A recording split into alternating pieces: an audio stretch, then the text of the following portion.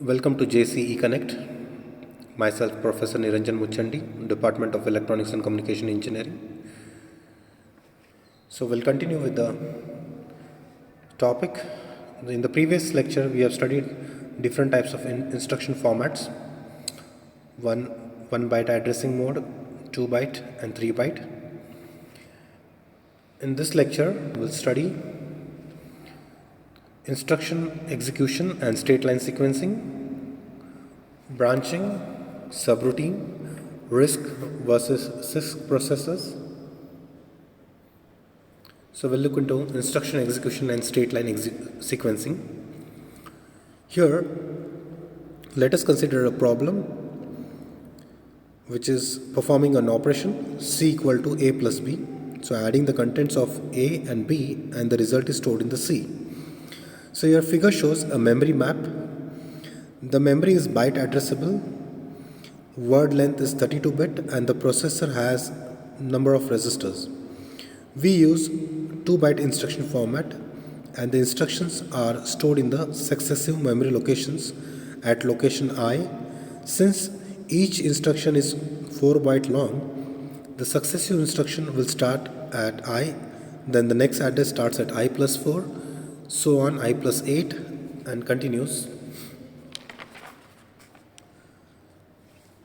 The processor has a register called as program counter, which holds the address of the next instruction to be executed.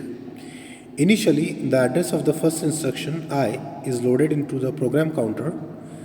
Now the control circuitry will start fetching the instruction one after the other from the successive address in the memory and execute them. This is called as state line sequencing.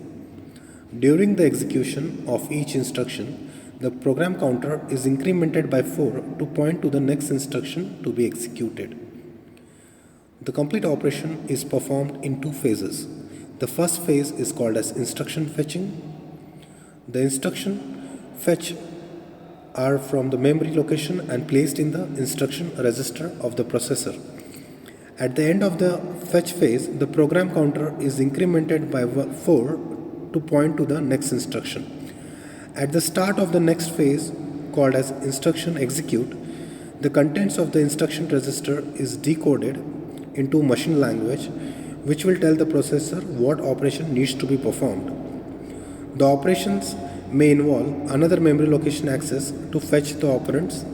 When I say operand, it means data, or may be accessing processor registers, performing arithmetic and logical operations, and storing the result in the processor register or in a memory location. When the execute phase of the instruction is complete, the program counter contains the address of the next instruction so that new fetch cycle can begin. So here we can see in the first memory location, move A, R0. This instruction will move the contents of A into R0. The second instruction is add B, R0. It will add the contents of register B with the contents of R0 and stores the result in R0. For example, A register will contain the data, assume it as 5, and B register will contain the data 2. So when you add the contents of 2 and 5, the result is 7, which is stored in R0. Now, first instruction, move A, R0, the contents of A. So we have taken example A is equal to 5, that is moved into R0, and add B, R0. So it will add the contents of B, which is 2, with R0, which is 5, and the result is stored in R0. And moving the contents of R0 into C. So these are the first 3-line instruction program. So we can see here the execution begins from I, the next instruction is I plus 4, the next instruction is I plus 8, and in the same memory the data will be stored.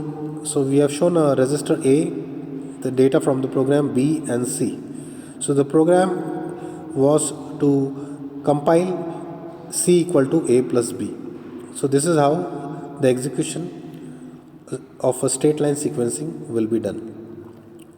So every instruction will perform into two phases. The first phase is fetch and second phase is execute.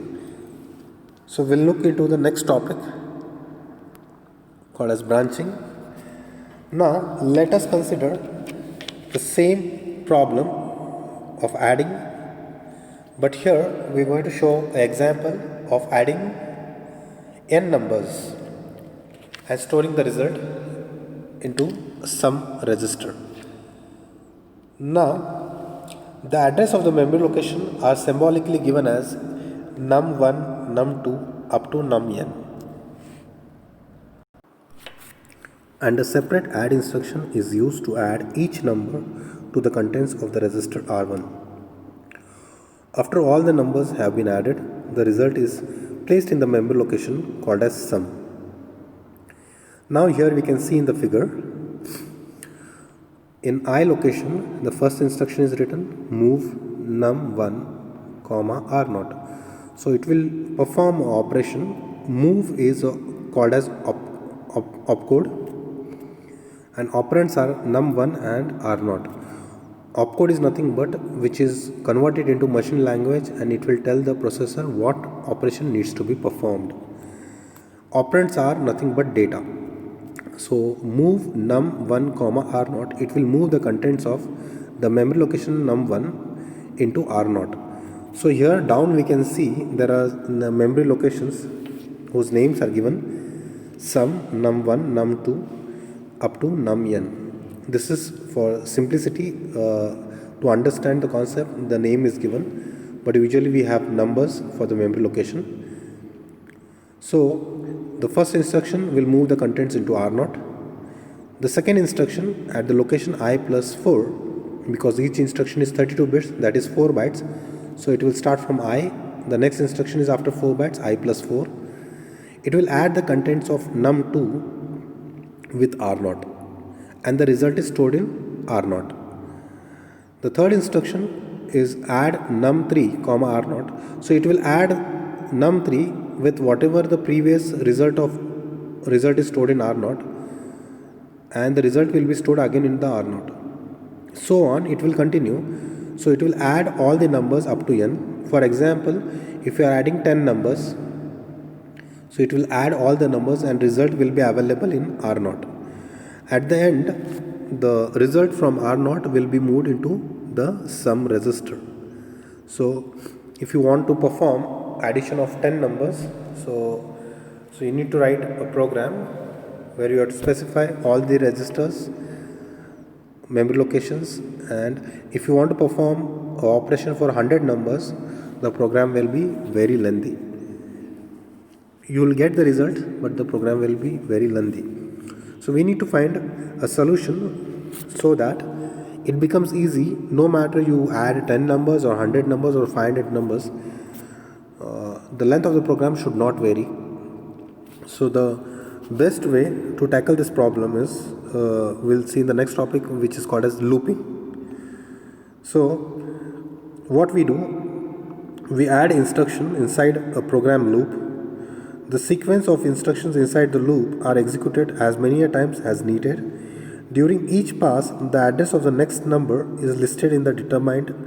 The data at the location is fetched and then added to the register R1. So we'll see how a looping can help to reduce the number of lines in the code. So I told you the code will increase as we increase the number of lines in the coding. If you want to add 100 numbers, the code length will be huge. So the code size should not depend on number of inputs. So we'll go with the concept called as looping. So here we can see in this example, what we have done here is we have taken one register called as R1, which will hold the number how many times we are going to execute the program. For example, if I am adding 50 numbers, so n is equal to 50, that I will move it into R1. So if I am adding 50 numbers, okay, so I'll move, first I'll make it n equal to 50 and then I'll move it into R1. I'll clear R0. I'll use one more register R0. I'll clear it. Clear it means make it 0. Why I need to clear it? Because that register I'll be using it as a to store the result. Initially it should be 0. So there is something called as loop, program loop. So determine the address of the next number and add the next number to R0. So here what happens? R1 will hold the count.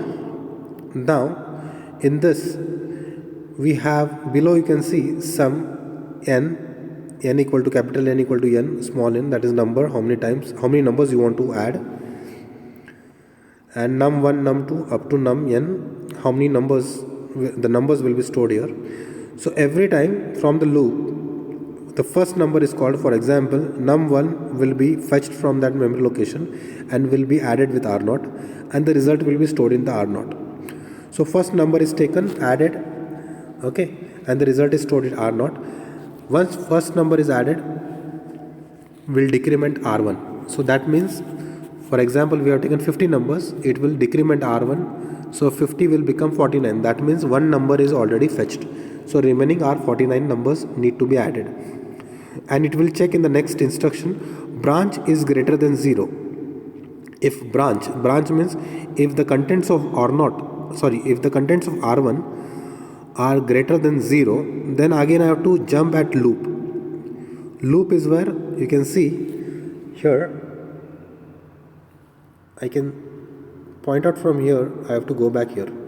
So now the contents of R1 are not 0. That means branch is greater than 0. So it will go back to the loop. Again it will take the second number. What is the second number? Num2, and it will add with the contents of R0.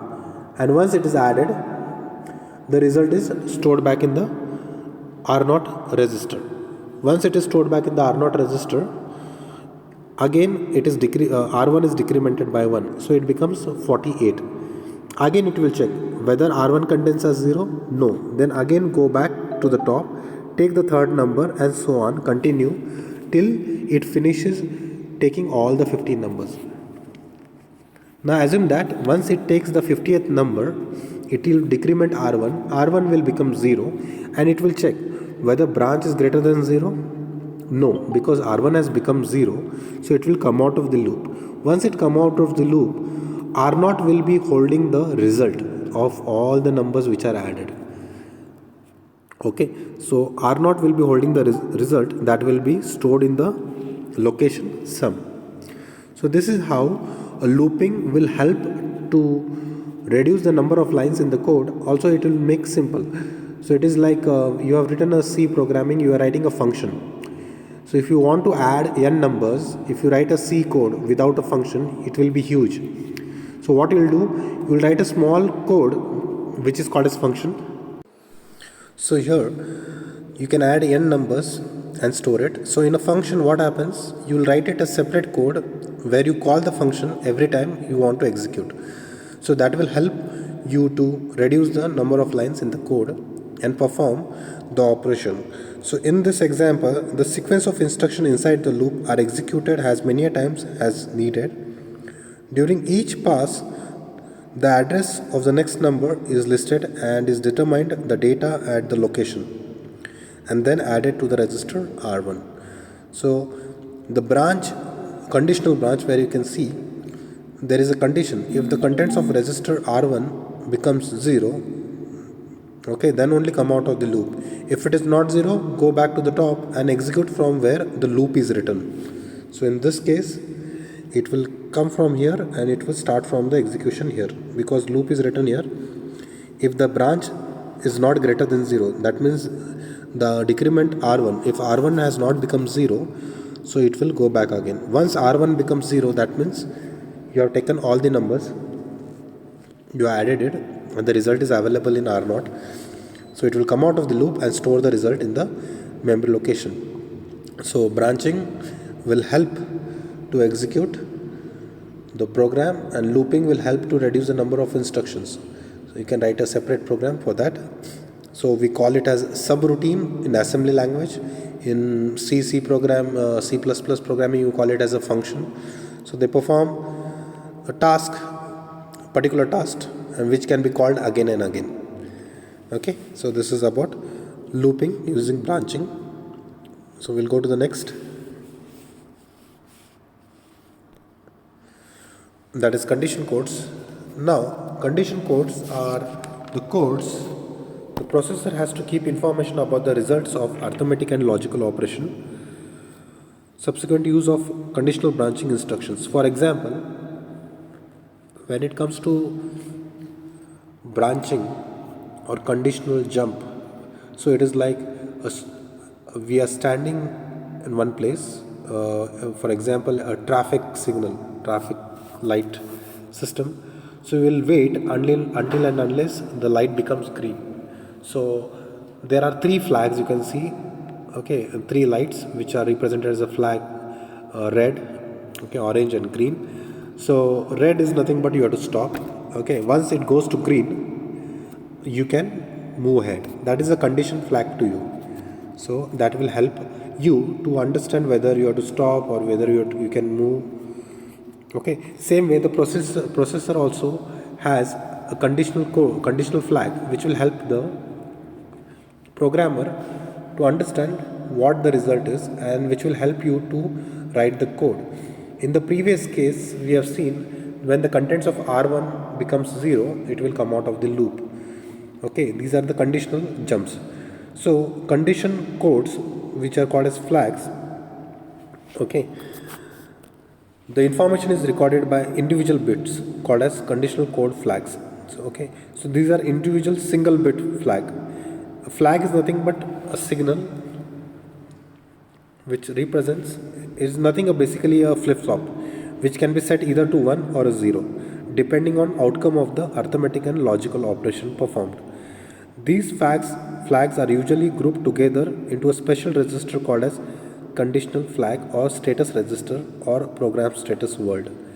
So all these single bits are clubbed together and these are called as conditional codes or status register or program status word. So four commonly used flags are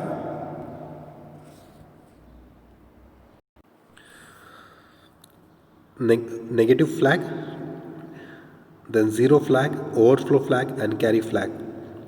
A negative flag is set to 1 when the result is negative, else it is 0. A zero flag is set to 1 if the result is 0, else it is cleared to 0. A overflow flag is set to 1 if arithmetic overflow occurs, else it is 0. A carry flag is set to 1 if the results of the operation of the final result there is a carry out from the final bit, then the overflow flag occurs. Else, if the carry out from the last bit occurs, then the carry bit is set to 1, else it is 0. So I'll give an example for negative when this flag will set to 1. For example, when you are subtracting, for example, minus 6 plus 2, the result will be minus 4. So when this result will be negative, so that time the negative flag is set to 1. The flip-flop of negative flag will set to 1. Now second is zero flag. For example, you are subtracting two numbers which are all same. Example is 2 minus 2 equal to 0. When the result of this operation becomes 0, the zero flag is set to high. Else if the result is not 0, zero flag is set to 0 only. Only when the result of the arithmetic and logical operation is 0, once it is 0, it is set to 1. Okay. Overflow flag, I told you overflow conditions when they occur. When there is a carry from 6th bit to the 7th bit and there is no carry out from the 7th bit, or there is no carry from the 6th to 7th bit but there is carry out from the 7th bit, overflow flag will set high because the overflow condition will occur. Okay, else overflow will be 0. Carry flag is set high when there is a carry generated at the end of the operation of arithmetic and logical instructions. So that time the carry flag is set, or else it will be 0. Different instructions affect different flags. So there are many instructions called as addition, subtraction, AND operation, OR operation, logical XOR, XNOR, NOT operation, jump instructions where they jump. If for example in a loop I'll jump to a particular memory location if the result is 0. If not, I'll continue with the line sequencing, that is next line I'll execute the program. So we can use these flags as a conditional flags to write code accordingly. Okay, so this is about condition codes. So here is condition branch instruction example. So here they have given example A equal to 1 1 1 1 0 0 0 0, B equal to 0 0 0 1 0 1 double 0. So I'll do addition of A and minus B. So I've taken minus B, that is, you can see I have taken the 2's complement of this number. Okay, so I'll add this 0 plus 0 0, 0 plus 0 is 0, 0 plus 1 is 1, 0 plus 1 is 1, 1 plus 0 is 1, 1 plus 1 is 0 with carry 1, and 1 plus 1 plus 1 is 1 with carry over 1, and 1 plus 1 plus 1 is 1 with carry out. So here we can see different types of flags which are affected after this result. So I told you A is 1 1 1 1 0 0 0, B is 0 0 0 1 0 1 0 0, but I have taken 2's complement of that and added to the number A. Okay, just an example. So once I add it, you can see there is a carry out of the last bit. So when there is a carry out of the last bit, so first of all the result of this is not 0. If it is not 0, obviously 0 flag will be set to 0. If the result of this sum would have been 0, then 0 flag would have been 1. But right now this is not the state. We don't have 0, so 0 flag is equal to 0. Now you can see after adding this there is a carry out of this. If there is a carry out of the last bit, then the carry flag is set to 1. Okay, and I told you already in the signed numbers, if the MSB bit is 1, it is negative number. If MSB bit is 0, it is positive number. So here the MSB bit is 1, so sign bit is equal to 1, that signifies it is a negative number. Okay, and overflow is also 0. Okay, so this result will affect the flags in such a way. Okay, so this flags can be used by the instructions, so it will help the programmer to write the code accordingly. Okay, so these are the status bit, how these are affected. For example, ALU operation A, B. So Cn minus 1 and Cn are given to a logic gate which is a XOR. So what is the truth table of a XOR? So the XOR output will go high when any one of the input is high. If both the inputs are equal, the output is 0. If both the inputs are not equal, for example 0 1 or 1 0, the output is high for XOR. So Cn is nothing but one input to the XOR, which is carry out of the last bit. Cn minus 1 is carry out of the one but last bit. Okay, the second last bit. For example, it is a carry from the 6th bit to the 7th bit. Okay, so here if there is a carry from 6th bit to the 7th bit, Cn minus 1 equal to 1. If there is a carry out of the last bit, Cn equal to 1. When both are 1, what will be the output of XOR gate? It will be equal to 0, and that is given to what? V. V is what? Which flag? It is nothing but an overflow flag. So overflow flag will set to 0. Okay, because there is a carry out from 6th to 7th bit and there is a carry out of the 7th bit also. So the overflow bit will be 0. Okay, so I have told you in the previous classes what is the overflow condition. When there is a carry from 6th to 7th bit and there is no carry out of the 7th bit, the overflow flag will go high, and vice versa. If there is no carry from 6th to 7th bit but there is a carry out of the 7th bit, the overflow flag will be 1. If there is a carry from both the bits, that is 6 to 7th, and also from the 7th bit, then the overflow flag is equal to 0. Okay, and if we can see here, so it is given to overflow flag which is set to 0. Okay, because this is 1 and this is also 1, and this input is given here because this is a carry out from the last bit, that means carry bit is equal to 1. Okay, 0 flag, it will check whether the result is 0 or no. If it is not 0, it is 0. If it is the result is 0, it will become 1. Okay, sign flag becomes, it will check to the MSB bit of the result. If it is 1, it is negative. If it is 0, it is positive. So this is how the logical operations are carried out, and this is how these 4 single bits, that is overflow bit, 0 flag, sign flag and carry flag, they are merged together. These are called as conditional flags or status flag, which are affected after arithmetic and logical operations. So this will help to know what is the result and what is the status. So we'll go to the next topic, that is the difference between RISC and CISC processor. So I'll tell you first what is a RISC. RISC is nothing but reduced instruction set computer. I repeat, it is reduced instruction set computer, and CISC is complex instruction set computer. Okay, anyways, in the next lecture you're going to study in detail what do you mean by RISC and CISC and how they are different, but I'll just read out the differences between them. Simple instructions taken one cycle at a time. Complex instructions taken multiple cycles at a time. When I say cycles, okay, simple instruction taking one cycle. So you have seen a clock pulse.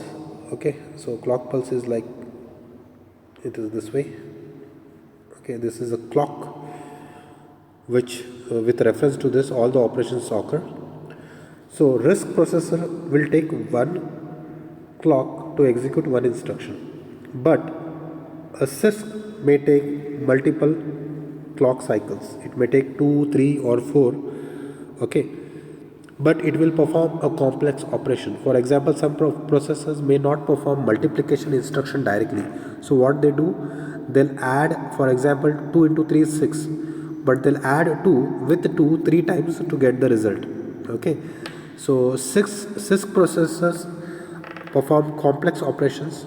So in the single instruction in CISC, multiply a comma b, it will do multiplication operation within one instruction, but it may take more number of cycles. But in RISC it will take less number of cycles. So second is, very few instructions refer to memory. So referring to memory is nothing but mostly RISC processor instructions dealing with the registers R0, R1. Here it says most of the instructions may refer to the memory. Instructions are executed by hardware. Here instructions are executed by a microprogram. So microprogram is a small program where it executes and gets back to the result, and here it is executed by the hardware. Okay, the ALU. Fixed format instruction, variable format instruction. Fixed format instructions is, it is like 1 byte instruction or 2 byte or 3 bytes. It may not vary, but here in CISC it is variable instruction format.